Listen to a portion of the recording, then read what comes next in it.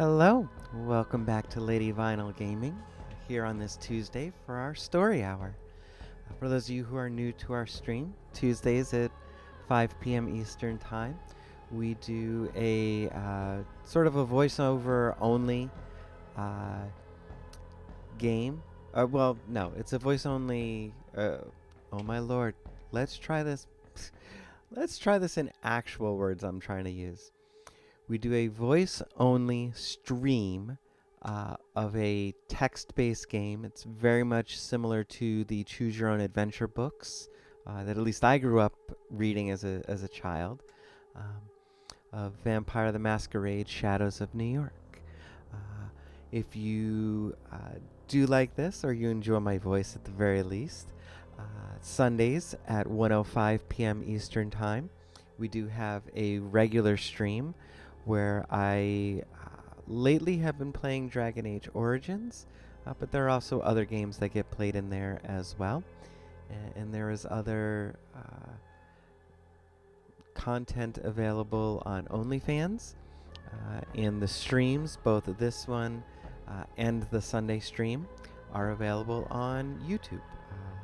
All of it is under the name Lady Vinyl.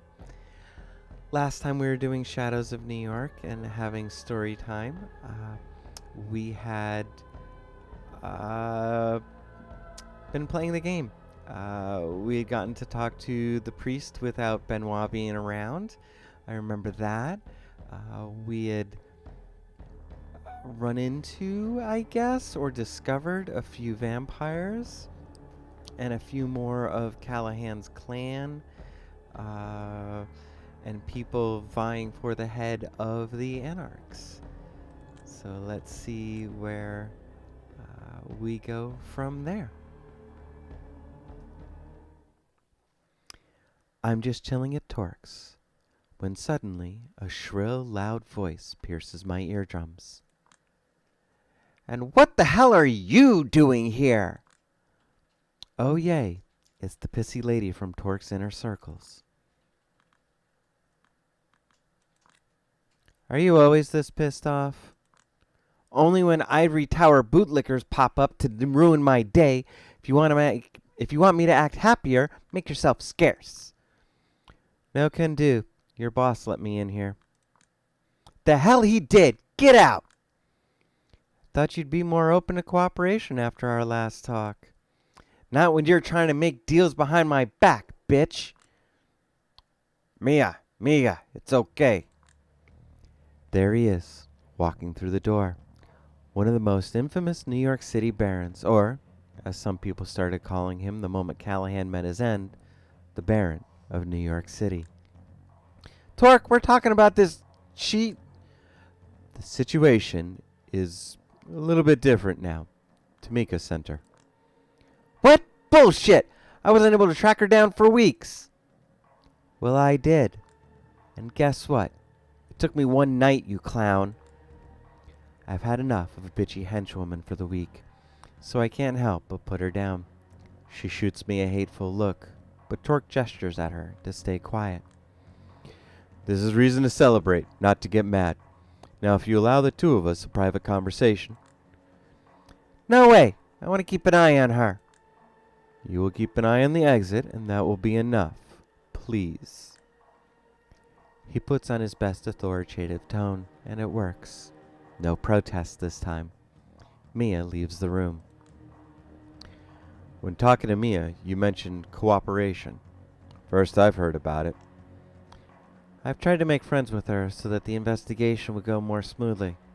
Looks like it wasn't appreciated. I'm sorry about her. She can be overzealous, but usually that's not a bad thing. Yeah, sure. So has she told you I've been trying to reach you for a few nights?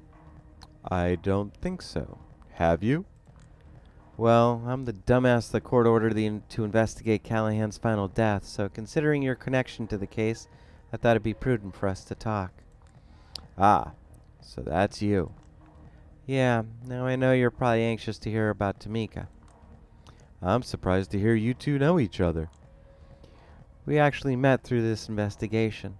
Anyway, as I was saying, I know you probably can't wait to hear about her, but I'd like to ask you a few questions first. I understand. Do your job. Did you know Douglas Callahan? Of course I did. We were both barons, kept having professional obligations to meet each other. But that was it. What was your private opinion of him? Same as everyone else's. A racist clown mentally stuck in the 19th century who spent too much time keeping the anarchs down. I'm glad he's gone. You mean you're glad he met final death? Well, you know what they say. Hate to see you go, love to watch you leave. Weren't you the first kindred who saw his corpse?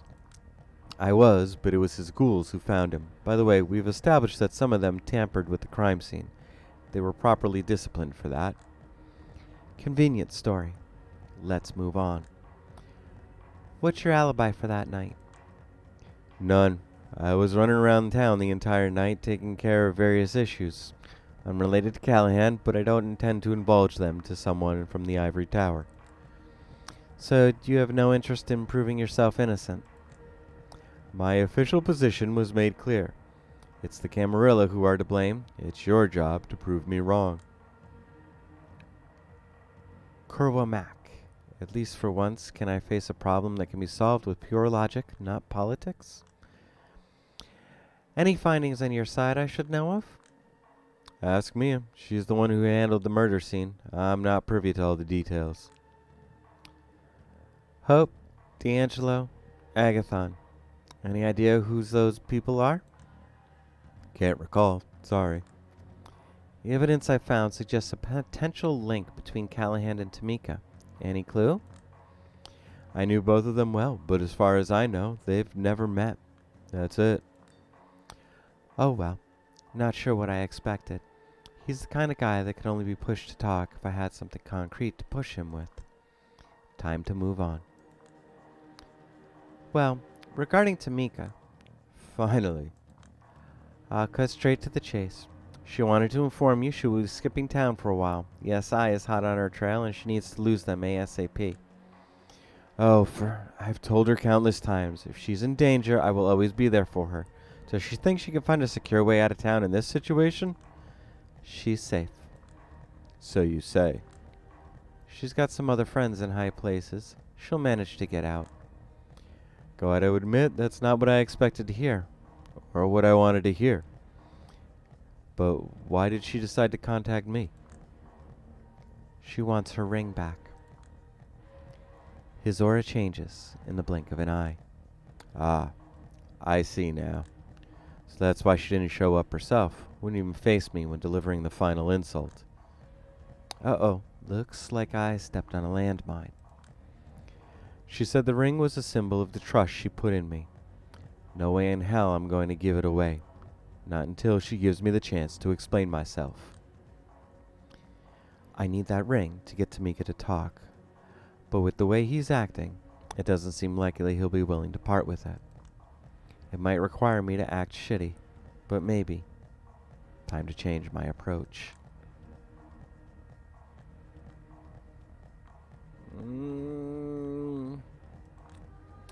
Listen, this is none of my business, but I think you've got something wrong here. How exactly? She still loves you. Poof. He's only doe-eyed for a short moment, but it's obvious I hit him where it hurts. You said you just met her. How would you know? We fought an SI patrol together. That won me her trust. And then we had an unexpectedly honest talk, woman to woman.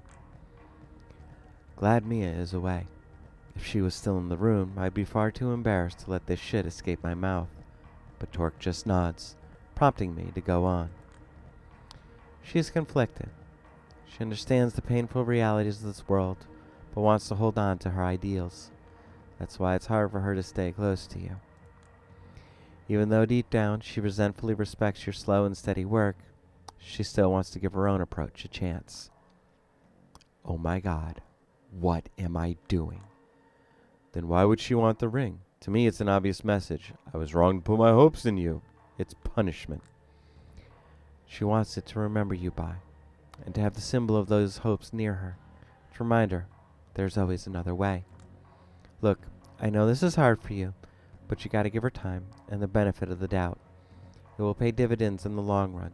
Slowly make her realize her misconceptions might have been wrong. Ah, a realization slowly a realization slowly dawns on him. Oh my god, he's actually buying it. I'm dying inside. He takes the ring out of his inside pocket and passes it on to me. Go. Tell her I'll be waiting and that my feelings haven't changed. Of course. Should Mia lead you out?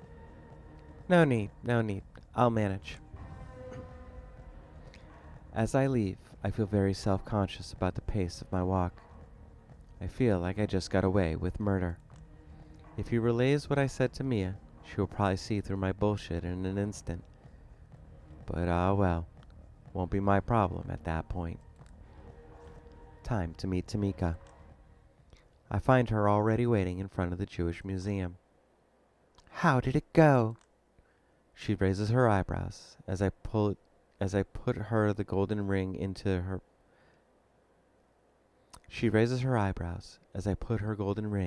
her palm.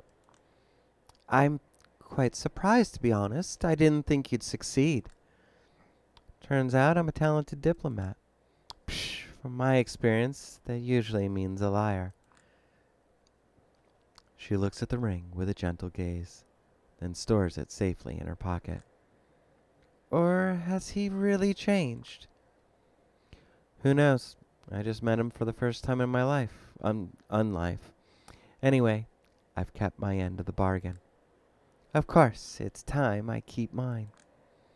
Last year, a certain fledgling appeared in the city and attempted to build a coterie.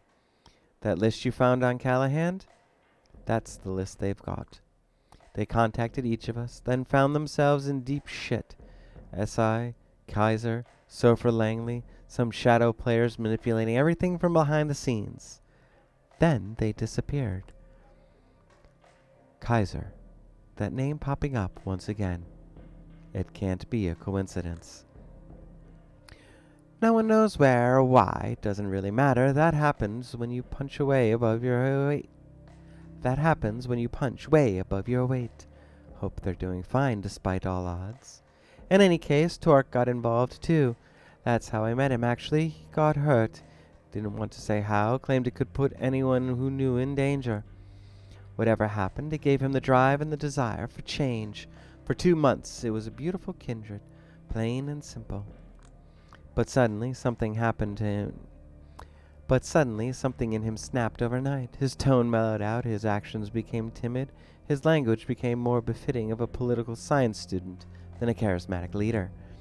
I assumed he met someone who made him an offer he couldn't refuse, but I had no idea who that was. And then, one night, I followed him when he went out, and I saw him scheming at the docks with Callahan. When he came back, we had an argument. When he refused to explain himself, I knew I was on my way out. And that was that. I understand. Wish I'd known that earlier. Might have confronted the facts with him and learning something more. He never told me, of all kindred. What makes you think he would have told you? She's got a point, I suppose. Hugs to you too, Dame Pounce. All right, thank you. Now it's my turn. Here is your way out. I point at the manhole below our feet. Here's the map of the sewers. Follow the route, then burn it. You'll be looking for a one-eyed Nosferatu wearing tactical gear. Tell him I sent you, then give him the agreed-upon amount of money. What kind of route will I be taking anyway? An armored van full of precious coffins. My man knows how to arrange them to allow for unnoticed extra cargo. Her face darkens. The circulatory system? What did you expect? The rich and powerful always get the blood they want, one way or another. At least tonight, one of their routes will be used for something good. She drops her shoulders in resignation and opens up the manhole cover. Fine, but remember, if it doesn't work, I'll be back at your doorstep with a vengeance if it's the last thing I do. I'm sure it'll work out fine. Just beware of a giant albino alligator. I'm sure it will work out fine. Just beware of a giant albino ghoul alligator while you're down there. Tamika rolls her eyes. Sewer ghoul alligators? For your information, it's just a story New York kindred tell to neonates to mess with them when they're still gullible enough to believe anything they hear about their new world. Oh, that makes sense, I suppose. Well, this is goodbye. If in a few months you hear that the First Light presence in Los Angeles has been decimated, assume that against all odds I'm still unalive and kicking. If you keep killing indiscriminately, you might cross a line of no return, you know. Shouldn't you take it easy for a while? Not until my brothers and sisters in blood stop being slaughtered. I care about what's left of my humanity, but turning a blind eye on kindred in need would be even less humane. So that's the kind of person she is, and probably will be, until the very end. It must be comforting in a way, to know how your path will end, yet to follow it all the same. I could never do that. Here's some parting advice for you. We might be monsters, but we are lucky enough to be born into a world that's even more monstrous than we are. If we rebel against it, we might still find salvation. If only I could believe it. I didn't expect the preaching tone. Why are you telling me this? Because I think I have a pretty good nose for people's auras. And when I take a good look at you, I smell a penchant for ruthless opportunism. I smell a controlling anger that might get out of hand if you get a whiff of power. I smell someone who doesn't value the truth much. It's not much, just a hunch, but you seem prone to giving in to the Camarilla's empty promises of safety and their petite bourgeois values. I think I should take offense to that. I hope you do. It would reflect on you well. In any case, whatever happens, see you in your next life, Julia. Safe travels, Tamika. I skipped tonight's visit to the church. I'm not in the mood to see Benoit. I'm still embarrassed about yesterday's outburst, and I'm kind of pissed none of the clan leaders and I'm kind of pissed none of the clan elders in Chicago bothered to reply to any of my fucking reports. No advice, no feedback, nothing. I feel like I was left utterly alone. Besides, it's late. I always get back to the apartment early in the morning, right before it gets bright. It's getting risky to be out here so close to sunrise. Accidents can happen. I'll try to get back earlier tomorrow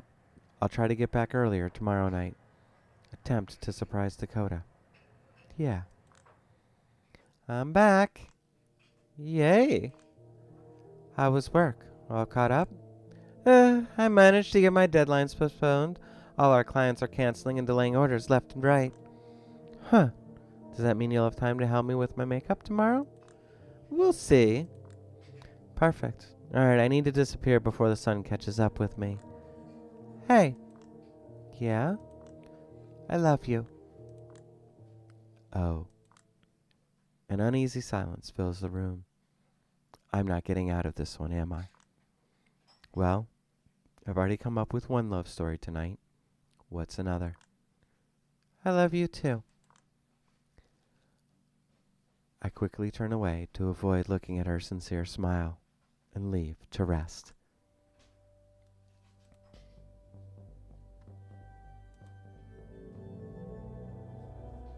As we rest through another day,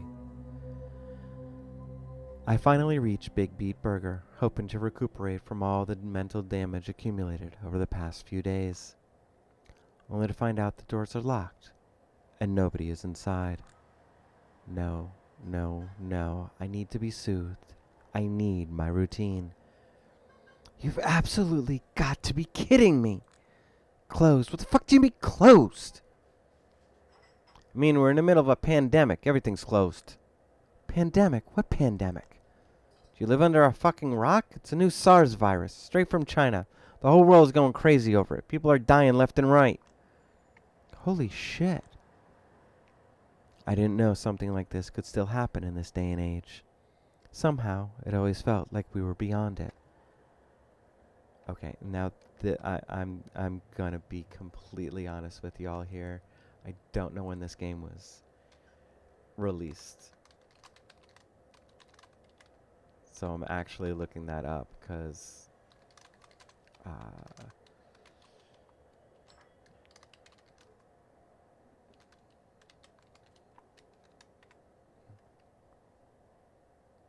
oh, okay. This was released September of 2020. So, yes, the pandemic was actually already going on. So that makes sense. Well, I guess I'm lucky I'm dead. I walk away to avoid bringing more attention to myself. Now I understand why NYC feels downright Now I understand why NYC feels downright apocalyptic tonight. It's like a psychedelic experience to see these familiar streets empty and abandoned. Well, let's see what parts of the city are still alive in the middle of a plague.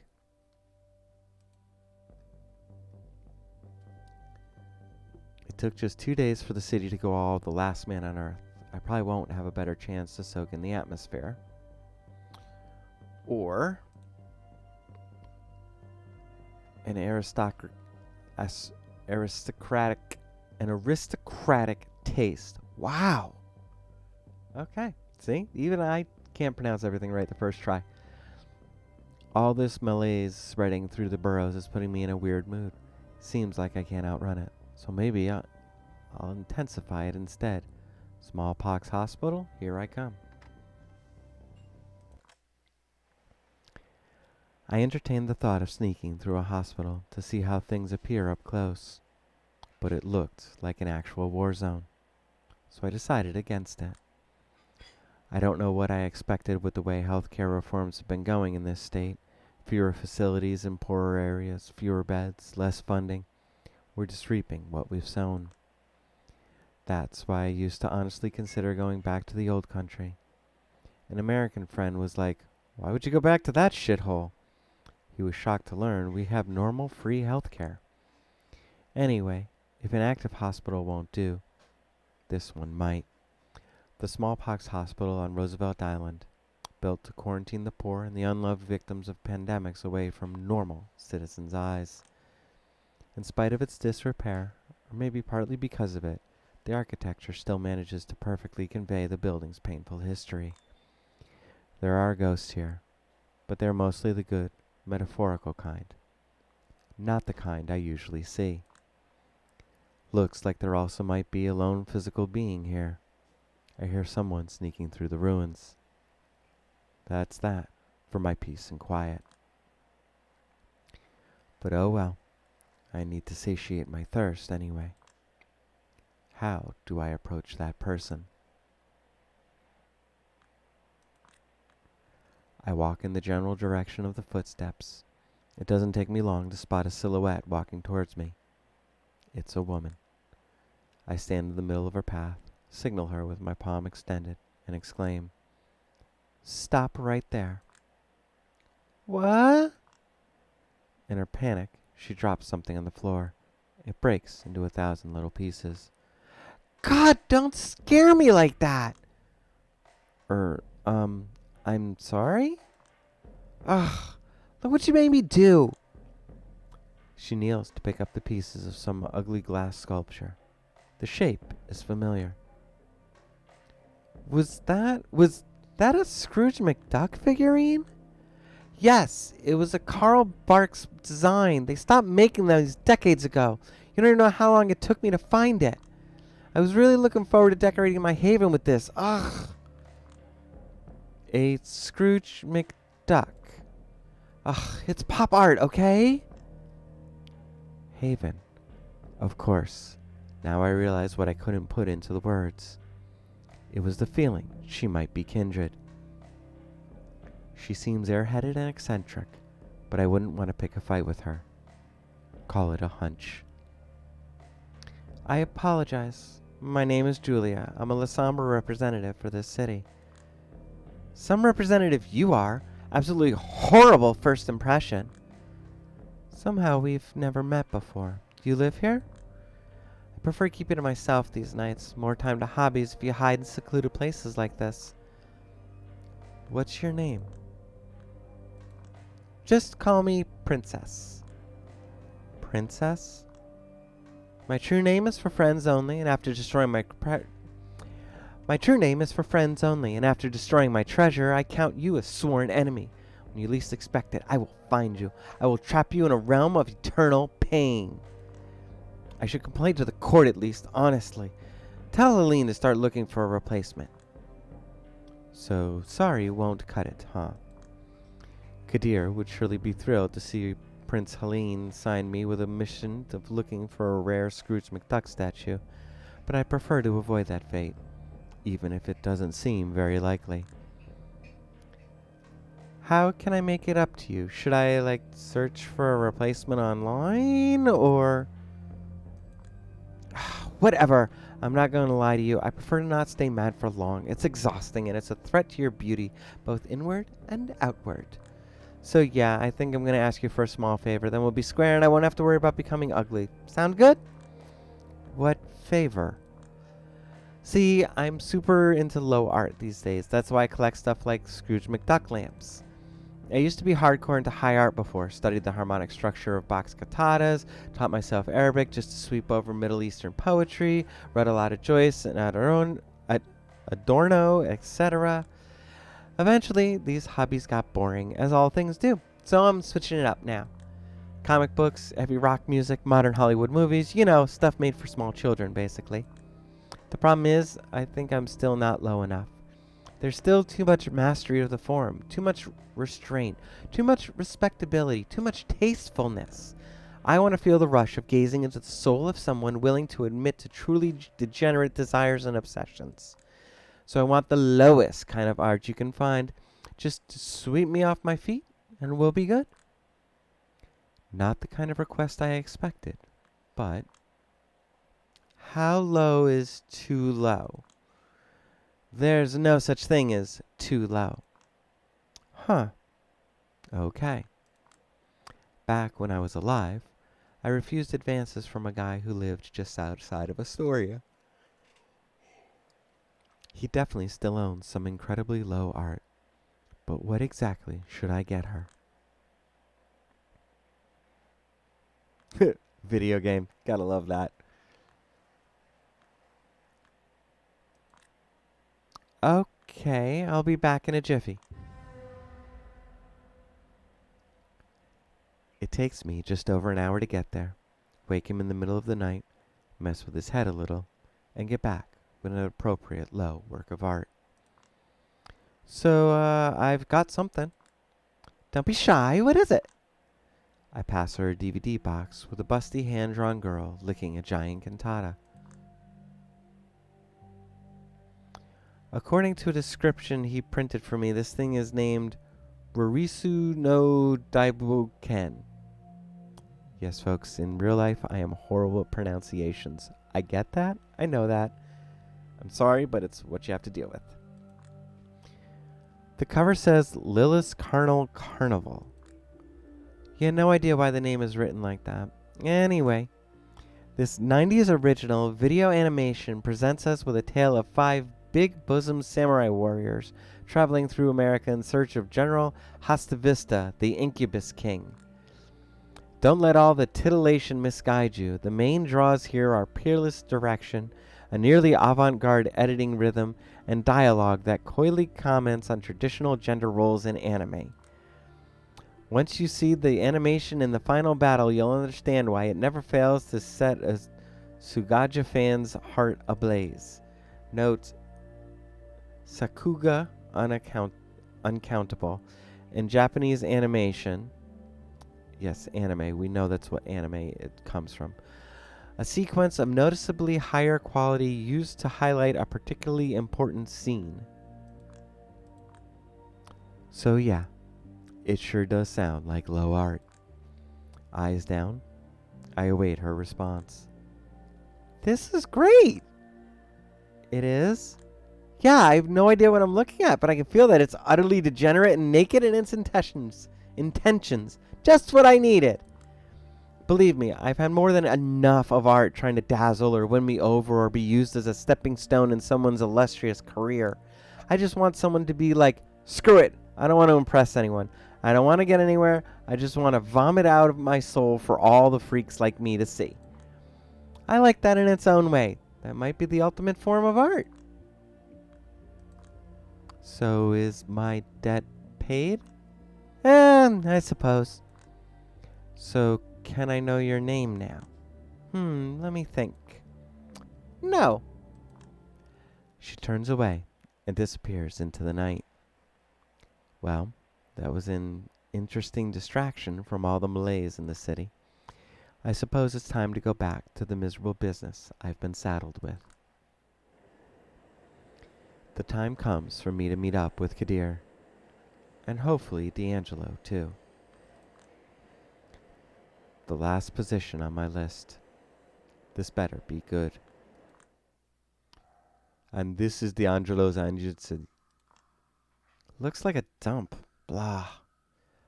Perfect for the clan of the hidden. I thought he wasn't hidden. I thought he was missing. And to be honest, I kind of expected the worst. Why would we look for him in the most obvious place? I've been asking around and I've got a hunch. Just trust it and start looking.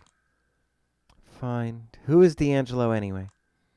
He's a good man, a useful man, but it took me time to get used to him. He takes looting very, very seriously. His thing is acting like a idiosyncratic no-water detective. I hear it helps him cope with something, but I never felt comfortable tackling the subject. Doesn't sound too quirky by this city standards. Wait, what was that? There's a rat on the floor, frozen in an unnatural position. Weird shit. Despite my disgust, I pick up the rodent. Now that's what being an investigator is all about. Leave no stone unturned. Shut up, this is so gross. What have you found?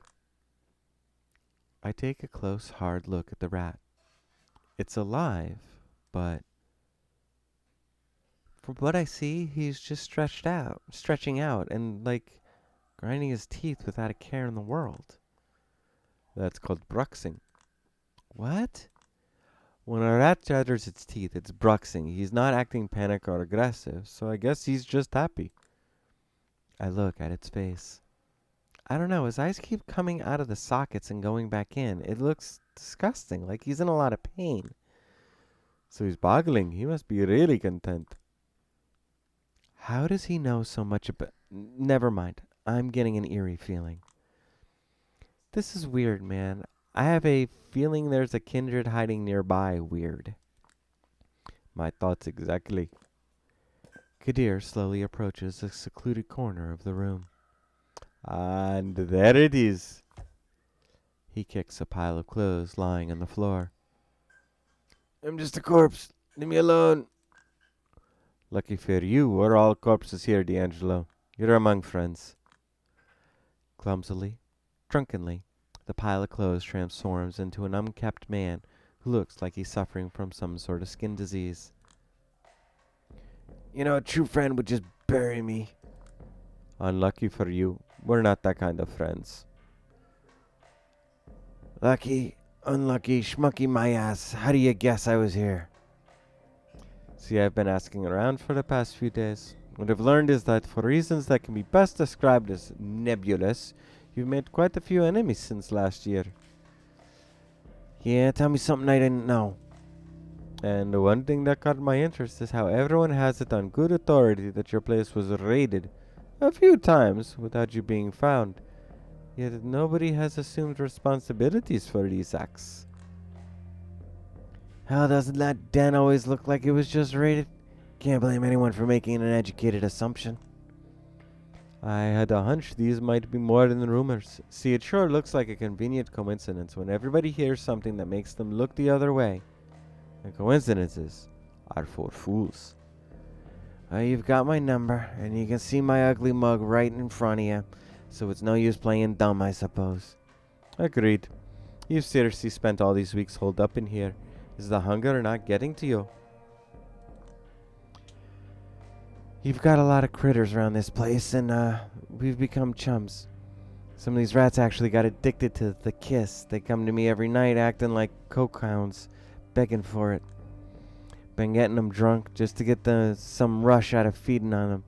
Feels a bit like slathering in a horribly burned pizza and ketchup, but in this situation, I'll take what I can get, you dig? It's so gross, I fail to keep my poker face. He notices. So who's the dame? Julia Swaninsky, a detective investigating Baron Callahan's death. He raises his head for a short while to stare at Kadir's eyes and treat him with a vulgar snicker. Phooey, so somebody has finally put the old man on ice. Whoever did it did the world a huge favor. Absolutely, but I've got orders to... Whoop, wrong character. Absolutely, but I got orders to establish who that was, and I've been stumbling in the dark for the past few days. We need your help. I'll be damned, your sleuth skills must really not be up to par if you're begging a bum for help.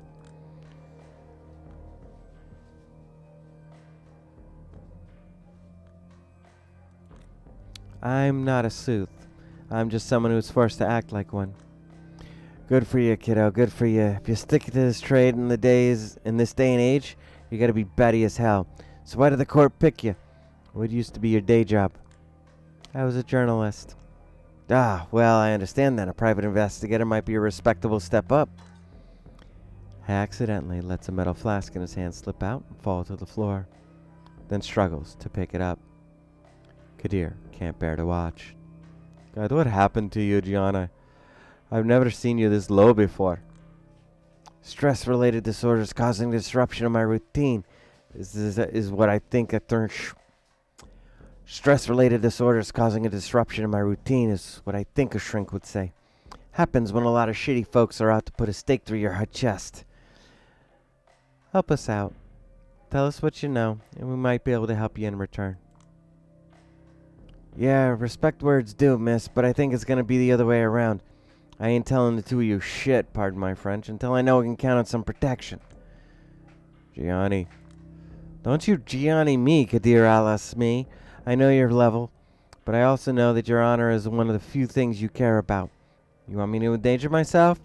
You put it on the line for me. And that's that. You either promise to extend for your protection to me, or the moment you step away from here, I sneak away into the sewers, and that's the last time you'll ever see me. Kadir shoots me a weary, side-eyed glance. I know. He drives a hard bargain. Especially for someone whose sense of self-worth does not exactly appear to be sky-high at the moment. Maybe, but I do value my own life quite a lot. Thank you very much, friends. Kadir sighs. Alright, but 3 months from now, or the moment Prince Panhard tells me it's no longer possible for the court to offer you safety without compromising its principles, you're on your own. No negotiations. That's the only deal I can strike with you. Take it or leave it. D'Angelo scratches his head, grunts loudly, tugs on his mask, and stands up. That's Jake with me, big fella. I might have strong opinions about Panhard, but hell, I'm sitting on dynamite. I'll take what I can get. Who else in New York would you rather rely on? You want me to call the mayor? My opinion about the prince aren't that bad. So, what do you good folks want from me? Who wants you dead? Ah, starting the interrogation with a tricky one. Wouldn't I like to know? Step up, Gianni. You seem to be forgetting how quid pro quo works. Wouldn't I like to know? Won't cut it. What can I tell you? That warlock Agathion, or whatever his name is, presumed dead. Tamika, MIA, with SI on her back, so possibly KIA by now. Hope the cook, hidden in her office under Vander Weiden's skirt. Around the time they started having trouble, some rebel-looking streetwise kindred started hanging out at my usual spots. Didn't take me long to connect the dots. Wait, what is the connection between you and those three? Ever since last year, folks started hiring us for various gigs, some even trying to get us to join their coteries, although these opportunities were rather short-lived. However, the delicate tightrope act of working for various employers made us fully aware there's an intersect alliance in New York City. Kindred from both sides often work for the same goals, without knowing it. The moment we started figuring it out, a cleanup crew went downtown. I know the serious Warlock boy sniffed something out in his own backyard, and then poof, he disappeared. Then I lost all contact with Hope and Tamika and went AWOL. Hope they're doing fine and they didn't snitch on me to anybody. They are, and they didn't even tell me you guys knew each other, so I think you're safe. Oh, wait a second. Why are you milking them for intel, kiddo? I found a list of 4 names on Callahan's remains. You can probably guess what they were. I get the picture. Yeah, Christ almighty. I've heard it was just a list of freelancers, potential associates, probably prepared by Carter Vanderwyden. My money is on him being involved, but I smell bullshit. Have you got any idea who might have done the boss in? Any more clues? None at all. That's why we want you to come in, friend. Investigate the murder scene, the way only you know how. Tell us what you think. Guide Julia in the proper direction. D'Angelo sizes me up, scratching his head. Sure, whatever. I'll try my best, kiddo. Lead the way. I'll drive you there, or at least as close as possible. I wouldn't be welcome that deep in Anarch territory. Just clean yourself up a bit, Gianni. I just had my upholstery cleaned earlier this week.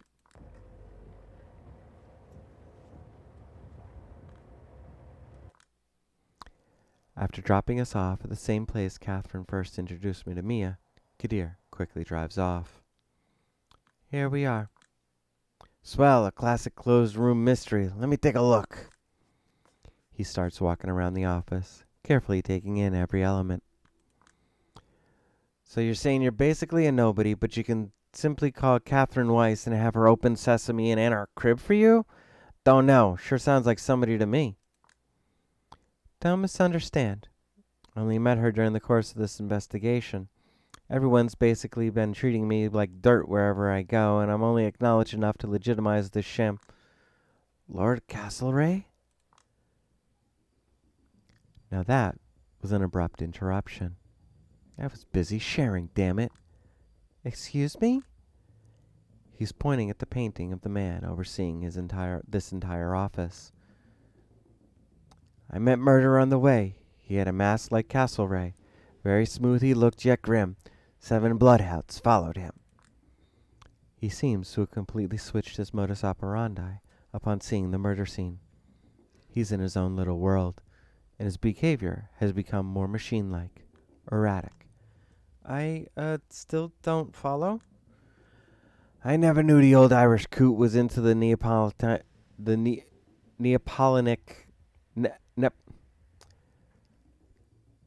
Napoleonic era.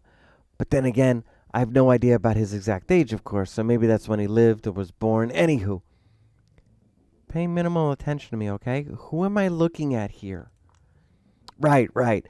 That's one Lord Castlereagh, born as Robert Stewart, a British Secretary of State for Foreign Affairs at the beginning of the 19th century. Incredibly influential, incredibly hated. Ask one fellow about Castlereagh and he'll tell you he was a man who destroyed Napoleon for good, the man who shaped British politics for ages, the man who built foundations for European unity at Vienna. Ask another fellow and he'll tell you he was the man who destroyed the Irish Parliament, the man who cracked down on any possibility of reform, and then supported the cavalry massacring peaceful protesters. He's spouting these facts like a computer. Is that the hint of a detective's photographic memory? I have to say, it's downright perverted for any Irishman to put up Castlereagh's portrait in his office. Definite proof that our victim was sick in the head. As if we needed more evidence there. Probably idolized him, too. Maybe identified with him even. Yeah, that's possible. Callahan and his ilk adore those jagoffs who strive to reach across the aisle and achieve hard compromises. Too bad nobody else ever remembers them well. I feel like I should say something. I've got this nagging feeling in the back of my mind. How did he die? Committed suicide in the 1820s. His family took every sharp item away from him, but he was, well, dedicated. Why did he do it? Pressures mounting from all sides. Deserved hate coming from all sides. Plain old overwork. Also might have gone nuts. Kept saying he saw ghosts, otherworldly silhouettes were guiding him, yada yada. An unpleasant feeling rose in my stomach. Also, there's a rumor someone was threatening to expose him as a homosexual. Having to choose between being publicly denounced and ending it all by his own hand, he chose the latter. Well, that's just depressing. Maybe, but the silver lining is, it couldn't have happened to a nicer fella. He stops above Callahan's corpse and laughs. Posterity will never survey a nobler graver than this. Here lie the bones of Castlereagh. Stop, traveler, and piss. He kicks his bones with glee, causing me to jump a little. Is he still under the influence? Isn't that tampering with the crime scene? Kiddo, as far as I can see, this crime scene has been fucked with 3 times over. Can't really be ruined more than it already has. I agree, but it looked about the same as the last time I was here. Then it was already a total mess before you ever got here. Whatever. Standing by the metal shutters on the windows, he abruptly changed his topic. Light-proof. Have you toyed with these? No, in general, I avoid machinery like that. Doesn't like me? I don't like it.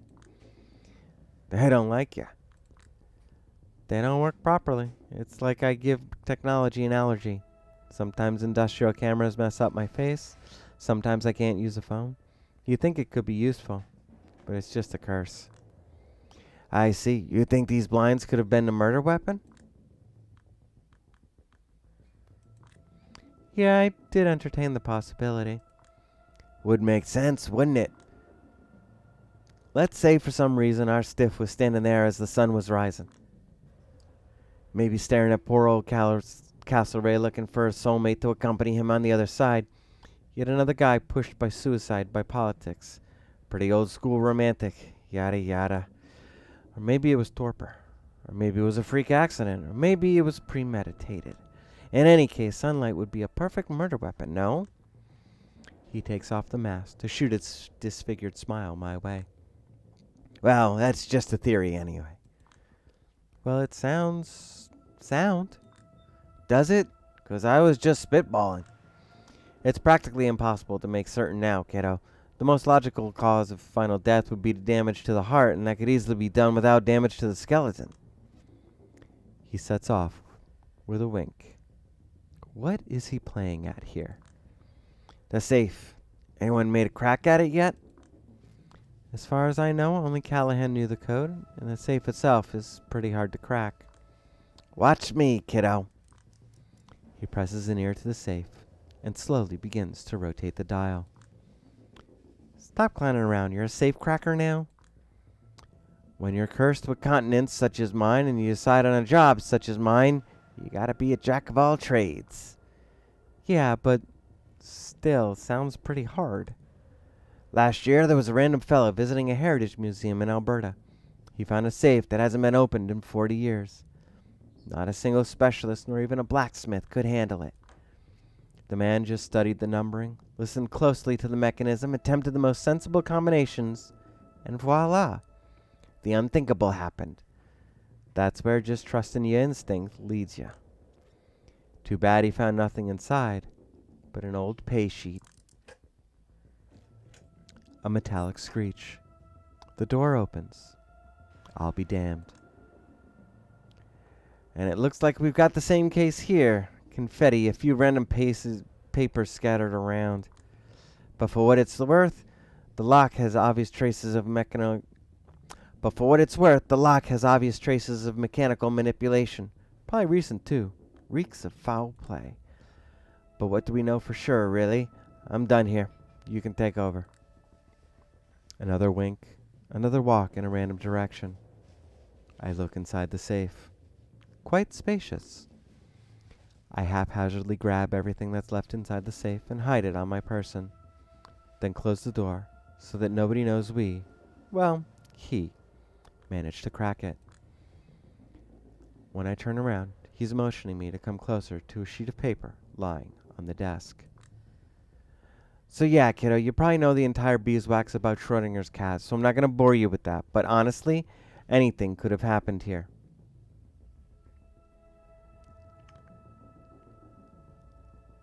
And for the sake of mystery, that is where we're going to leave it for today. Thank you all very much for joining me. We'll be back next week for Story Hour. I hope you all had fun. And we are going to, well, let me see who's, yep. My friend Ruby is playing a game. So we're going to join her if those of you would like to join me. And we'll do a Lady Vinyl raid.